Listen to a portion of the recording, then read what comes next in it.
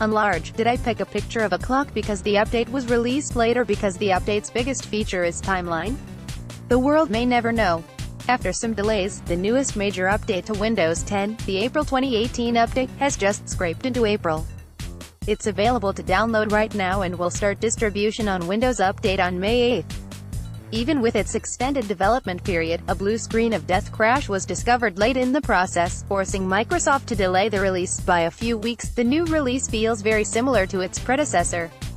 While the last couple of updates have tried to push new directions, virtual and augmented reality in the Fall Creators Update, 3D graphics in the Creators Update, with Microsoft trying to promote them as being themed collections of features gathered together, the new update doesn't have any particular overarching theme. Instead, it's a bunch of improvements to various parts of Windows, along with one particularly notable new feature. That big new feature is one that we thought we were going to get in the Fall Creators Update: Timeline. Timeline adds a new dimension to the Windows task switcher, the one shown when you press Win Tab or click the Task View button on the taskbar, specifically, Time. The default view when you first enter the switcher is the same as it ever was, showing all the windows you have open so that you can instantly pick between them. But it now has a scroll bar. Scroll the screen down and you'll see historic documents, browser tabs, and applications. If Timeline just showed things you have open on your PC, it would be handy. But it goes further than that. If you use Edge on your Android or iOS phone, tabs opened in the mobile browser are also visible on the desktop timeline. I find this very useful. It's a convenient way of taking what I was doing when mobile and picking it up on my PC. The main view of running applications hasn't changed a lot. Scroll down and you can see documents and websites that you've been using previously. Drill into a single day and you'll see an hour-by-hour breakdown of your activity. The selection of things visible in Timeline is perhaps its weakness. Applications that use Windows standard APIs for most recently used files seem to show their documents within the timeline.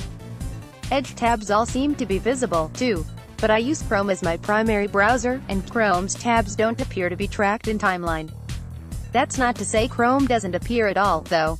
Here's the way I think it works. If I click a link in a different application and that launches a Chrome tab, that link is put in my timeline. If, however, I create a new tab within Chrome directly by pressing Ctrl+T, Timeline has no idea. Better integration with Timeline is almost enough to make me want to switch to Edge. Microsoft continues to make Edge better. The browser has the usual updates like better standards, compliance and performance, along with a handful of user improvements. The most thoughtful and useful improvement for me is the indicator that a tab is making sound. Showing a little loudspeaker icon on a tab is nothing special itself, but Microsoft has gone further than other browsers. The loudspeaker is clickable to toggle muting of the tab. Clicking the speaker icon on the tab mutes the tab without even switching to the tab. This kind of thing is so obvious but so handy. I often have a YouTube tab in the background playing a playlist, and making it quicker and easier to silence that tab for a phone call or to talk to my wife is smart. The little loudspeaker is clickable to toggle audio. The biggest invisible change is likely the support for progressive web apps, PWAs, the latest trend in web app development that closes a lot of the gaps that exist between rich websites and real applications. PWAs can do things like send notifications even when they're not open in a tab. They're a little thin on the ground at the moment. The mobile Twitter site is one of the more useful, but with backing from both Microsoft and Google, they seem likely to proliferate. The reason I don't switch to Edge: its tab management is still weaker than Chrome's. I have multiple Chrome windows, each with its own sets of pin tabs. Chrome properly preserves these across browser sessions. Edge doesn't seem to be able to. For me, that's a deal breaker. The Quiet Hours feature from previous versions has been updated and renamed to Focus Assist. The idea is still the same. At night, you don't want the noise of notifications, so the feature lets you turn them off at certain times of day, but it's now considerably more flexible. For example, your laptop can now be specified to hide notifications whenever you're at home, and full-screen DirectX games can also automatically suppress notifications. This is a step toward usefulness. I just wish Chrome respected the setting, but this would probably mean using system notifications rather than its own bespoke notification windows. I also wish that borderless windowed games using OpenGL, Vulkan, or DirectX could automatically enable focused mode. I never play games with traditional full screen. The layout of the main settings page has been slightly rejigged. And if you drill down into a setting, the left-hand panel is now translucent. Fonts are now managed in the Settings app, too. Fonts can be bought and installed through the store. Individual applications can now be directed to use specific audio devices. Focus Assist can detect at least some games and disable notifications when they're being played. Beyond these features, Windows 10 continues to feel very transitional. Microsoft is adopting its Fluent design in an incremental, piecemeal fashion. The Settings app has been updated to include the translucency and mouse-out tracking effects that Fluent brings, for example. So too does the Start menu. The design is still not being used everywhere, and other elements that Fluent includes, such as the greater use of animations, are still rare. Similarly transitional is Settings. With each Windows update, Microsoft is adding more and more settings to the Settings app, eliminating the need for the old control panel. Fonts, for example, are now in the Settings app, and fonts can now even be installed from the Microsoft Store. Mixed in with this are new features.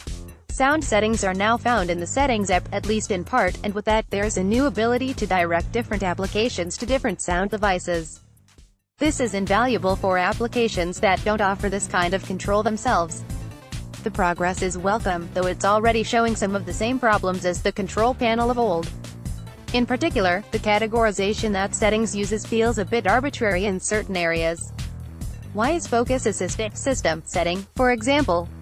Overall, the Settings app looks and feels better than Control Panel, but Control Panel hasn't gone away yet, and it's still required for some options. Windows 10 continues to be a work in progress. Another transition that's much less welcome, at least for me, concerns Cortana.